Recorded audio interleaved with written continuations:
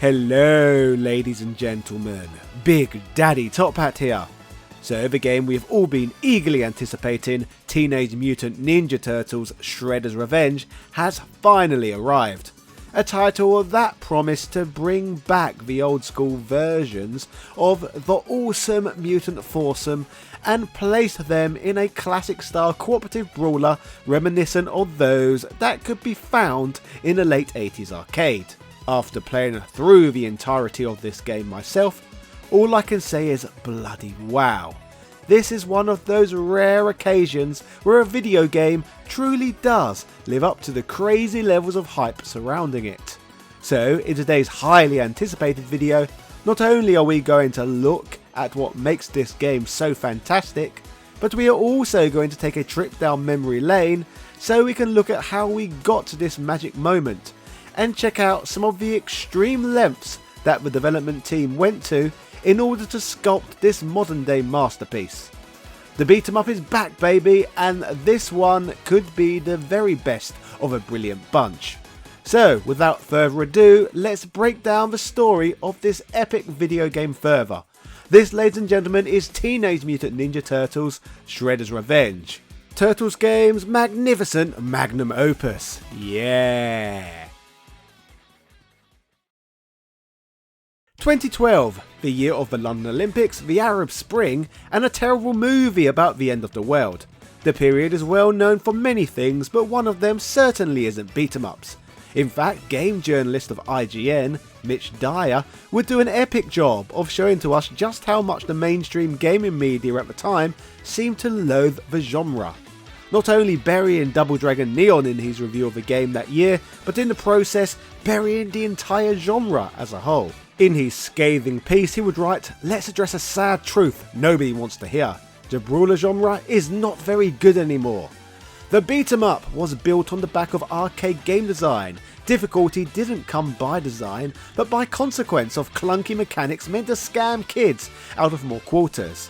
Regarding the genre, he would add, it is afraid to let go of the 80s altar it worships at, even if it means cramming a crummy, archaic experience down players' throats.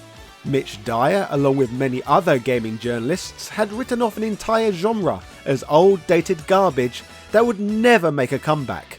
But fast forward a decade later, and it becomes clear that this ignorant write-up could not have been more wrong. While Mitch would move on to writing plots for dubious Star Wars games on behalf of EA, the beat-em-up genre would go from strength to strength, delivering to us classic after classic, with Streets of Rage 4 sitting atop the mountain as arguably the best of the whole bunch.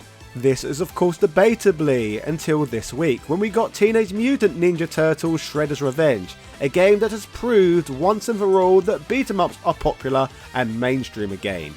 What is interesting though about this Turtles game is that it's clearly been inspired by the Turtles arcade classics.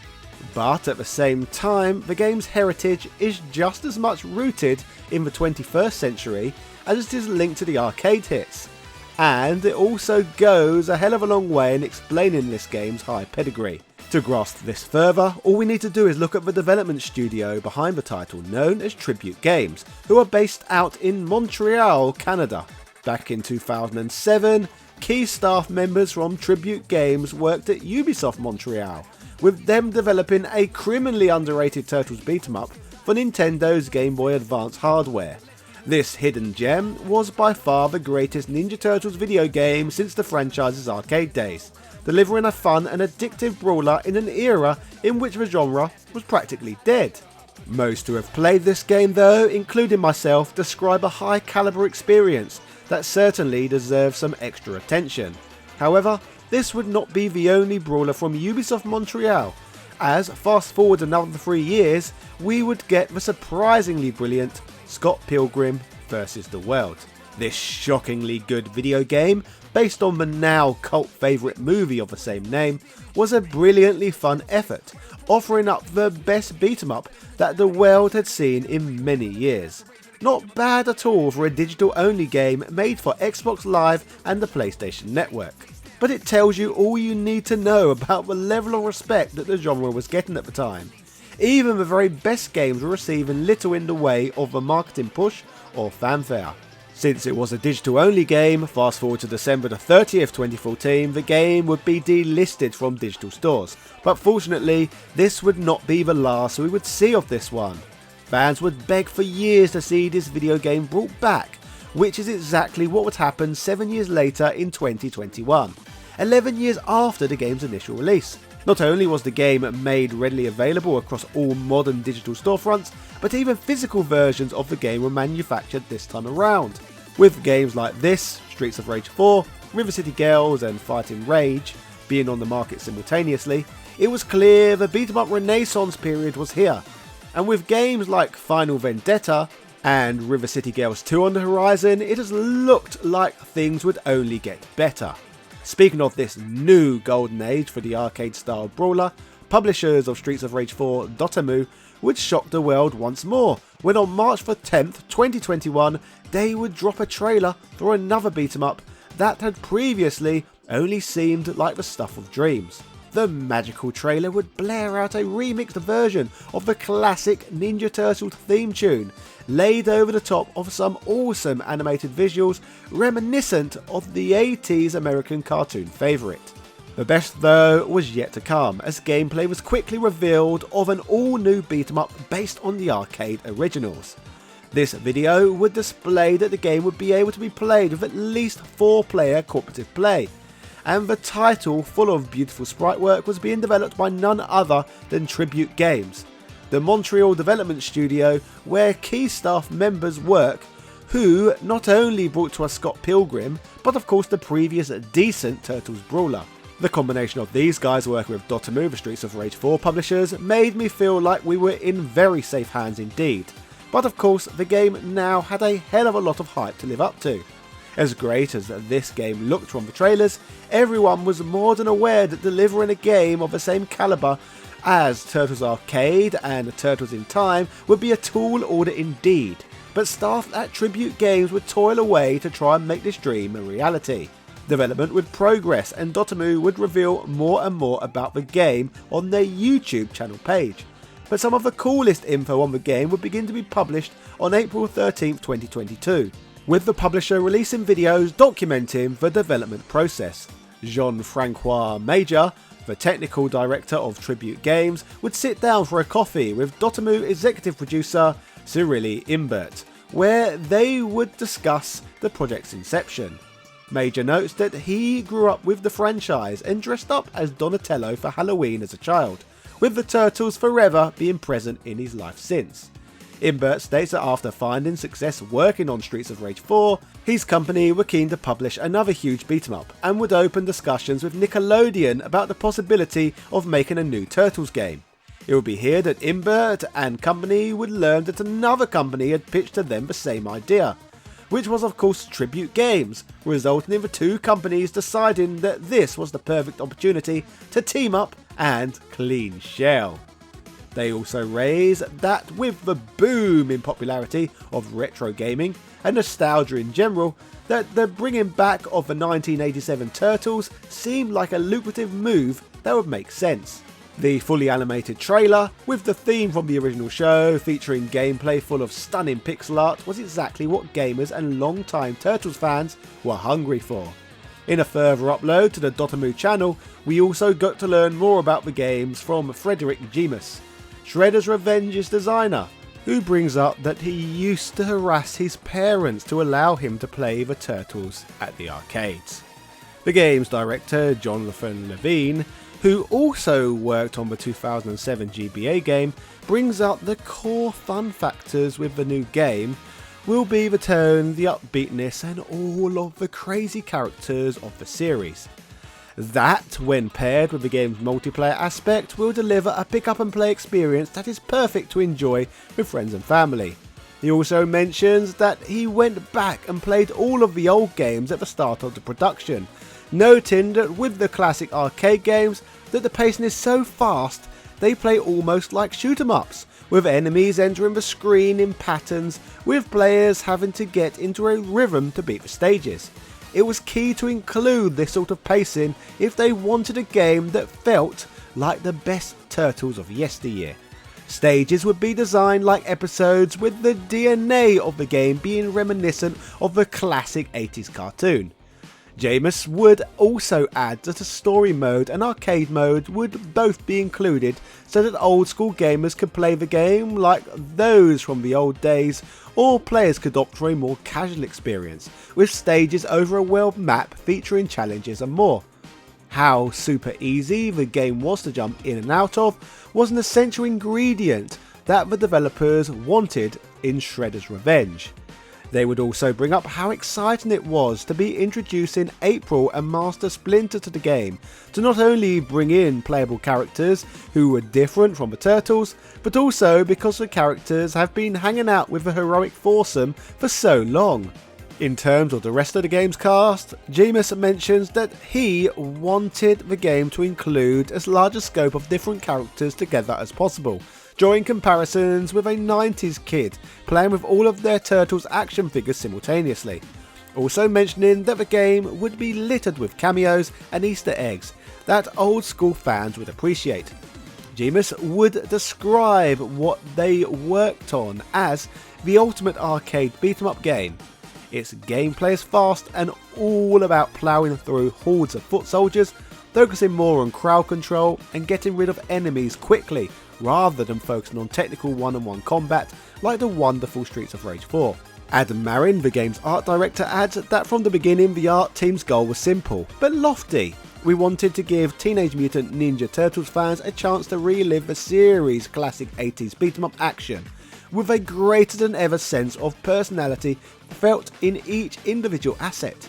To get there, they drew on decades of classic continuity, Teenage Mutant Ninja Turtles comics, films and cartoons. Justin Sear, the animation supervisor for the game, adds that since the 1987 incarnation of the show is so distinct, it has involved him going back a lot over the old shows and the old games. There has been a lot of research involved looking at what makes each character distinct and coming up with animations that reflected that. Running cycles, for example, were different to match each character, reflecting their unique quirks. Yannick Belziz, the game's scriptwriter, mentions that he went back and watched old episodes for the project too, for character-specific and environment-specific info. The game's composer, T. Lopez, brings up that Teenage Mutant Ninja Turtles was the first Saturday morning cartoon that he can remember watching, and never imagined making music for such a game. He would create music for the game inspired by music from the classic show, such as the track reminiscent of Channel 6's theme, for example, that would help throw the player into that environment on the game's opening stage. When composing the game's tracks, Lopez states that with a game like Teenage Mutant Ninja Turtles, he felt it needed kick-ass beats for the action factor, but also for old instruments that were used back in the day that people will recognise from those times. Lopez was so thorough in his approach that he would obtain sounds from the same sources as the composers from years ago, researching old video games, movies, for TV series, all absorbing information from a variety of sources. He describes that transcribing the Turtles into music had a lot to do with the music's attitude, reflecting what was going on screen, often creating tracks that old school fans were going to identify with. So, after a 2-year development cycle and a lot of love, respect and hard work being pumped into the game by a passionate and driven team, Teenage Mutant Ninja Turtles Shredder's Revenge is at last finally here. In Dotamu's own words, the company describes this gem as being a video game that features modernised gameplay rooted in timeless classic brawling mechanics. They pitch Turtles as a video game whereby players must bash their way through gorgeous pixel art environments and slay tons of hellacious enemies while using their favourite Ninja Turtle. Each character has their own skills and moves, making a run with each unique. Players can pick a fighter, use radical combos to defeat their opponents, and experience intense combat loaded with breathtaking action and outrageous ninja abilities. You can grab your best friend and play with multiple simultaneously. Powering the game on for the first time, gamers will be dazzled by the startup animation first seen in the game's trailer, featuring the original Turtles theme, which is enough to get any player's blood flowing. Now, we mentioned earlier that the game contains both an arcade and story mode, with there being cutscenes present that help push the game's narrative along.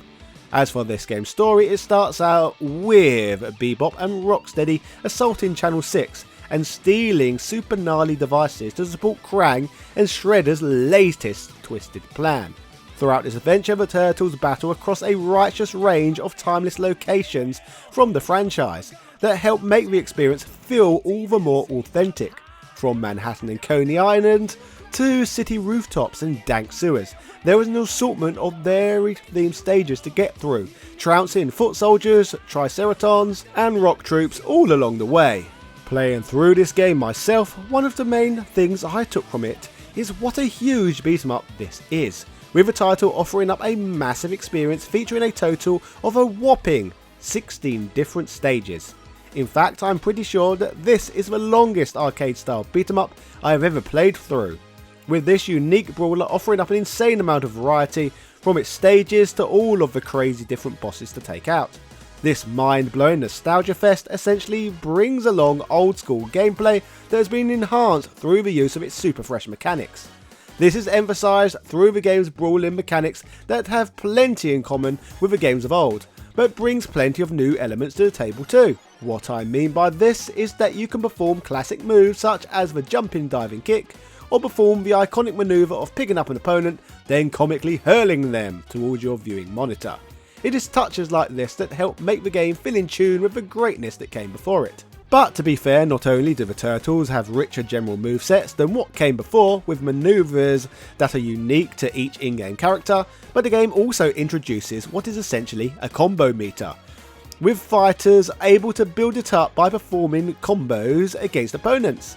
Once this is filled up, the selectable characters can perform huge satisfying attacks that can do a lot of damage to a lot of enemies at once, which I must say is not only a hell of a lot of fun to do, but it also further emphasises how quick gameplay in this one can be. There is a lot of moves to gain experience with, and in story mode you can level up to unlock new super attacks, gain additional life and extend the ninja power bar. Combat wise, this is by far the deepest Turtles brawler yet, and that is without even mentioning the varied double teams that are possible and the ability to give health to a co-op partner. There are many layers to the beat 'em up action in this expertly crafted future classic. It's not just the fighting in this one that is top notch though, but also of course the graphics. Now we have already gone through some of the lengths that the development team went through to make this game the most pleasurable experience possible, and the title's gorgeous pixel renders are yet another reason to love this lunacy. The game's signature locales in this one are brimming with detail, and constant callbacks to the show and video games of yesteryear are present. There is so much I could talk about with regards to this element of the game, however I feel video clips I've used throughout can get away with doing the talking for me. As you can see, the game is stunning and is chock full of carefully drawn characters that ooze personality and charm. With regards to the characters, one of my favourite things about the game is of course the many memorable boss battles, particularly in the later portions of the game where I was forced to think on my feet a little more. Each of these opponents requires a different strategy to defeat, with some of these processes becoming more complex as we progress through the game. The final throws was definitely my favourite portion, with boss battles not only being inventive but somehow often being nostalgic simultaneously. Take this fight with Chrome Dome for example, where he at points punches you from afar as you fight him from his first person perspective. This boss design is reminiscent of a Shredder battle in the Super Nintendo version of Turtles in Time. I must say the boss fight against the Statue of Tyranny also provides the fun visual and an epic feeling boss encounter, but nothing quite matched up to getting to face off against Super Shredder, an opponent who feels invincible at first until you learn his patterns and strike in his moments of weakness. Destroying Kevin Nash's quads to ensure he would not bother me again was a satisfying experience to say the least. There is only one Big Daddy cool around here, and he wears a top hat. Yeah. The story mode provides some nice additional features, such as additional items to find within stages, and even being able to unlock Casey Jones as the secret 7th playable fighter. A fan favourite of a fighter who fans have been desperate to see as a playable in an official classic arcade style Turtles game for as long as the character has existed. Shredder's Revenge also marks the first Turtles game of this kind where you have the option to incredibly play the game with up to 6 people cooperatively, both locally and online. An awesome feature that has made this my all-time favourite 6-player beat 'em up, surpassing the memorable X-Men arcade.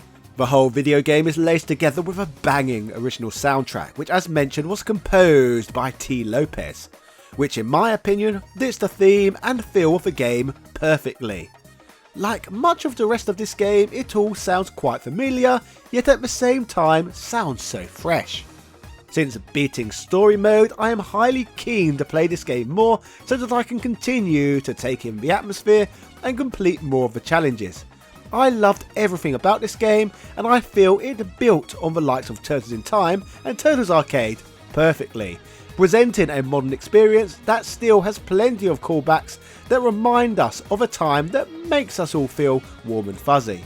But these are just the opinions of one man, me. So rather than just take my word for it, let's hear what the mainstream gaming media had to say.